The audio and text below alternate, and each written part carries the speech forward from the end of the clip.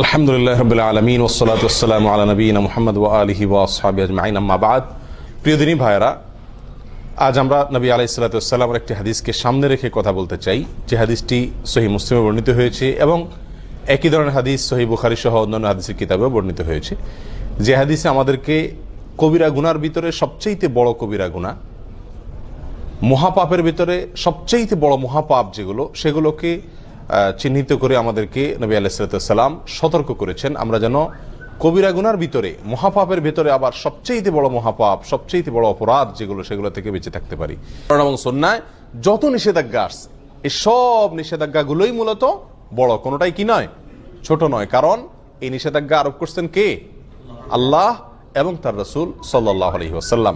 আর আল্লাহ এবং তার রাসূল সাল্লাল্লাহু আলাইহি ওয়াসাল্লামের পক্ষ থেকে যখন কোন নিষেধাজ্ঞা আসে, সেই নিষেধাজ্ঞা আর কি থাকে না, ছোট থাকে না, তুচ্ছ থাকে না। কিন্তু এরপরেও ইসলামী শরীয়তে আল্লাহ এবং তার রাসূল সাল্লাল্লাহু আলাইহি ওয়াসাল্লাম যত কাজ করতে আমাদেরকে নিষেধ করেছেন, সেগুলোকে দুই ভাগে ভাগ করা হয়েছে।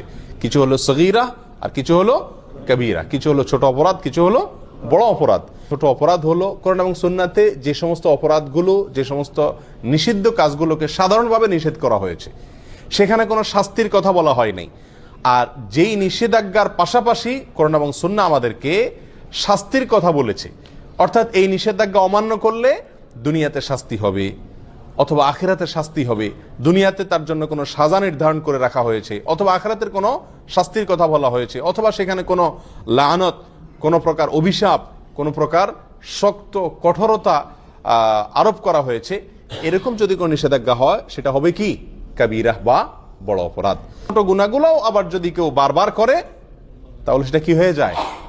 বড় অপরাধে পরিণত হয়ে যায়। কারণ সেটা এক পর্যায়ে আল্লাহ সুবহানাহু ওয়া তাআলার প্রতি, তার রাসূলের প্রতি বেপরোয়া ভাবকে কি করে? প্রকাশ করে।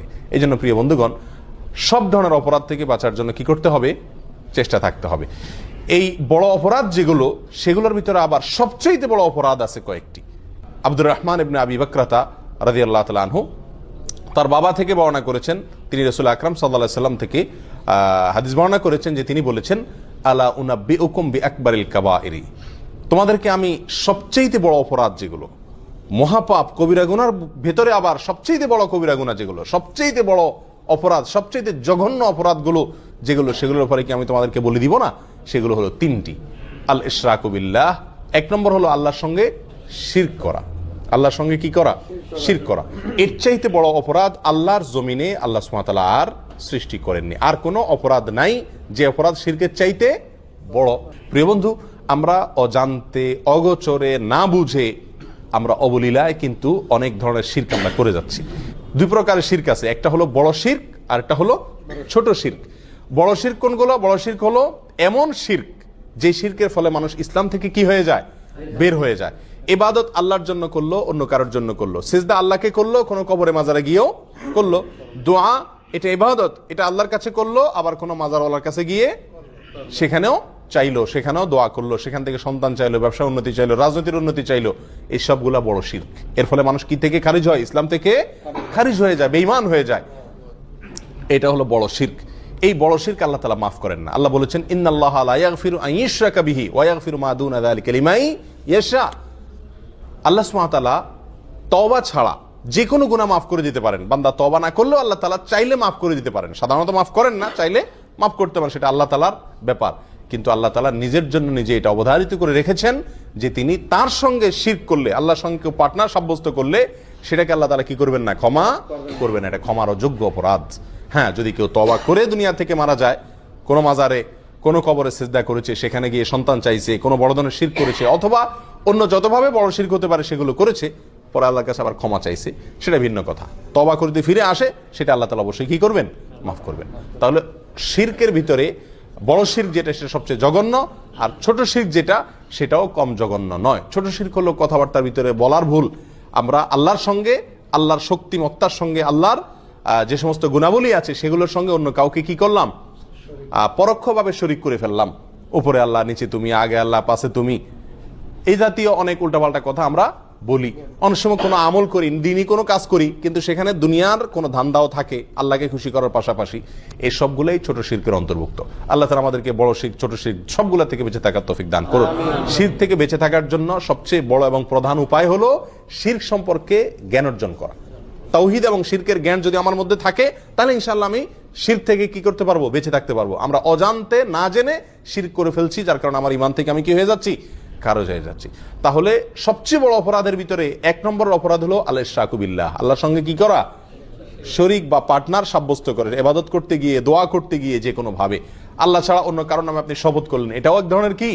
শিরক হয়ে যায়। আল্লাহ ছাড়া অন্য কারোর নামে আপনি মান্নত করলেন, আল্লাহর নামে মান্নত করতে হয়, মান্নত করলেন কোনো মাজার নামে, কোনো পীরের নামে, তাহলে এটা কি হয়ে যায়?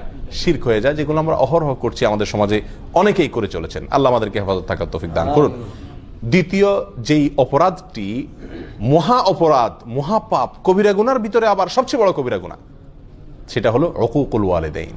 জঘন্য একটি বিষয়, অহরহ আমরা অবলীলায় সবাই কম বেশ করে চলেছি, সেটা হলো মা বাবার অবাধ্যতা, নাফরমানি। মা বাবার কি করা? নাফরমানি করা। নবী আলাইহিস সালাতু ওয়াস সালাম একান্তে খাসভাবে তার অনেক সাহাবায়ে কেরামকে ওসিয়ত করে গেছেন। সাধারণ নসিহত না, ওসিয়ত কোনটা? মৃত্যুর আগ মুহূর্তে মানুষ একেবারে মনের গভীর থেকে হৃদয় নিংড়ানো যে তপ্ত আহ্বান রেখে যায়, বাবা এই জিনিসটা করিও না, এটা করিও, এইগুলোকে বলা হয় সাধারণত কি? ওসিয়ত।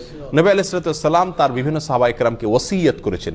ওসিয়ত শব্দ ব্যবহার করেছেন সাহাবায়ে কেরাম, যে আমাদেরকে রাসূল ওসিয়ত করেছেন মা বাবার নাফরমানি যেন আমরা না করি। যত বড় নির্দেশই করুক না কেন, মানতে আমার যতই কষ্ট হোক, মা বাবার নির্দেশ যেন আমরা লঙ্ঘন না করি। মনে যতই না বুঝুক, মনের সঙ্গে যুদ্ধ করে হলেও মা বাবার নির্দেশকে সবকিছুর উপরে দিয়ে রাখতে হবে। প্রিয় ভাইরা, কোরআনেও আল্লাহ সুবহানাহু ওয়া তাআলা আল্লাহর সঙ্গে আল্লাহর ইবাদত করতে হবে, আর কারোর সঙ্গে কি করা যাবে না? শিরক করা যাবে না। এই নির্দেশের পরেই আল্লাহ বলেছেন ওয়াবিল ওয়ালিদাইনি ইহসানা, মা বাবার প্রতি সদাচরণ করতে হবে। মা বাবা যদি কোনো অন্যায় কাজ করতে বলে, আপনার স্ত্রীর প্রতি জুলুম করতে বলে, অবিচার করতে বলে, অত্যাচার করতে বলে, সেটা করার দরকার নেই, সেটা মানা যাবে না। আল্লাহর নির্দেশের বিরুদ্ধে যদি কিছু করতে বলেন, দায় রাখতে নিষেধ করেন, নামাজ পড়তে নিষেধ করেন, তাহলে সেগুলো মানা যাবে না। বাকি এছাড়া যত সাধারণ নির্দেশ আছে মা বাবার, সেগুলোকে সবকিছুর উপরে অগ্রাধিকার দিয়ে মানতে হবে। এবং এটা মানা, বিশেষ করে আমাদের দেশের মতো যে সমস্ত দেশে যৌথ ফ্যামিলি ব্যবস্থাপনা আছে, সেই সমস্ত সমাজে মা বাবার হুকুম মানতে গিয়ে অনেক ধরনের সমস্যা দেখা দেয়।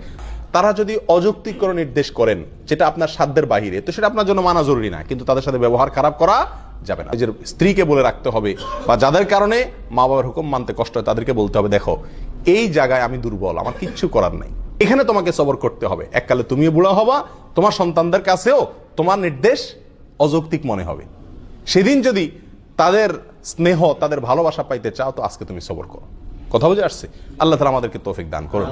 তাহলে দ্বিতীয় বড় অপরাধ, বড় অপরাধের ভিতরে, মহাপাপের ভিতরে সবচেয়ে বড় মহাপাপ, শিরকের পরে দ্বিতীয়টা হলো মা বাবার কি করা?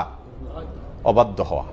আল্লাহ যাদেরকে মা বাপ দিয়েছেন, দুজনের একজন বেঁচে আছেন অথবা দুজন বেঁচে আছেন, আমরা তাদেরকে কি করব? ইনশাআল্লাহ সন্তুষ্ট রাখার চেষ্টা করব। সর্বোচ্চ চেষ্টা থাকবে তারা যেন আমার প্রতি অসন্তুষ্ট না হন। বারবার মাপ চাবো, বারবার মাপ চাবো, অন্যায় করবো আবার পায়ে ধরে মাপ চাবো। মা বাবার কাছে কখনো মানুষ কি হয় না? ছোট হয় না। যত পায়ে ধরি আমার মর্যাদা কমবে না, যত বরং তাদের পা যত ধরবো তত মর্যাদা বাড়বে। তাদের কাছে যত ক্ষমা চাইবো তত আল্লাহ আমার মর্যাদা উপরে উঠাবেন। দুনিয়াতেই বাড়বে, দেখবেন, চোখের সামনে দেখতে পাবেন, আখিরাতে তো বাড়বে ইনশাআল্লাহ। আল্লাহর এই জমিনে এই দুইটা লোক, মা বাবা, এদের সামনে আমি শক্ত হব না, এই জায়গায় আমি মাটি হয়ে যাব। আল্লাহ আমাদেরকে তৌফিক দান করুন। তৃতীয় যে অপরাধটি, সবচেয়ে বড় অপরাধ, কবিরা গুনার ভিতরে সবচেয়ে জঘন্য কবিরা গুনাহ, এটা হলো ওয়াশাহাদাতুজ জুর আও কাউলুজ জুর, মিথ্যা সাক্ষ্য দেওয়া। কি দেওয়া ভাই? মিথ্যা সাক্ষ্য দেওয়া। এই হাদিস বর্ণনাকারী সাহাবী বলছেন যে নবী আলাইহিস সালাম হেলান দিয়ে বসে কথাগুলো আমাদেরকে বলছিলেন। এই তৃতীয় নম্বর পয়েন্টটা বলতে গিয়ে নবী আলাইহিস সালাম হেলান থেকে উঠে বসলেন সোজা হয়ে, আর বারবার বলতেছিলেন ওয়াশাহাদাতুজ জুর, ওয়াশাহাদাতুজ জুর, ওয়াশাহাদাতুজ জুর। এতবার তিনি বলতেছিলেন, আমরা তখন মন থেকে চাইছিলাম যে রাসূল যেন একটু থামে, আর কত বলবে, অর্থাৎ বিষয়টা আমাদের উপরে অনেক কঠিন হয়ে যাচ্ছে। এত বারবার তিনি বলছিলেন। মিথ্যা সাক্ষ্য দেওয়া অপরাধ সমূহের ভিতরে, কবিরা গুনার ভিতরে এটা অনেক বড় মাপের কবিরা গুনাহ। এখন আপনারা কেউ বলবেন যে মিথ্যা সাক্ষ্য দেওয়া, এটা তো আমাদের জীবনে খুব, এই পরিস্থিতির সম্মুখীন আমরা খুব কম হই। সাক্ষী দেওয়া এটা তো আদালতে হয় সাধারণত, আদালতে অনেকে আছে আমরা জীবনে একবারও যাই না, বেশিরভাগ লোক যাই নেই। তাহলে মিথ্যা সাক্ষ্য দেওয়ার এই বিষয়টা থেকে তো আলহামদুলিল্লাহ আমরা মুক্ত না ভাই। বহু ক্ষেত্রে আমরা মিথ্যা সাক্ষ্য দিয়ে থাকি নিজের অজান্তে, আমরা জানি না যে এটা মিথ্যা সাক্ষ্য হয়ে যায়। যেমন আপনাকে কেউ জিজ্ঞাসা করলো, ভাই লোকটা কেমন, হয়তো সে তাকে চাকরিতে নিবে বা তার সাথে কোনো লেনদেন করবে, আপনার সঙ্গে হয়তো তার দোস্তি আছে, আপনি বলে দিলেন না তার মতো মানুষ হয় না, অথচ লোকটা সুবিধার না। অথবা আপনার সঙ্গে তার শত্রুতা আছে, লোকটা কিন্তু ভালো, আপনি বলে দিলেন না সে কি মানুষ নাকি, মানুষের জাত না। এটা কি দিলেন আপনি? মিথ্যা সাক্ষী দিলেন। কথা বোঝাতে পারছি? আমাদের দেশে, গ্রাম দেশে জিনিসগুলো বেশি হয়, শহরেও কম বেশ হয়। বিয়ে শাদী উপলক্ষে হয়তো কেউ মেয়ে দেখতে আসছে দূর থেকে কোনো গ্রামে, অথবা ছেলে দেখতে আসছে, তো জিজ্ঞাসা করলো আপনাকে যে মেয়েটা কেমন ভাই, ছেলেটা কেমন ভাই। তো আপনার সাথে সম্পর্ক যদি ভালো থাকে, তত ব্যাড রেকর্ডই থাকুক তাদের, আপনি বলে দেন কি, আরে ভাই এ তো হাজারে একটা, মাশাআল্লাহ।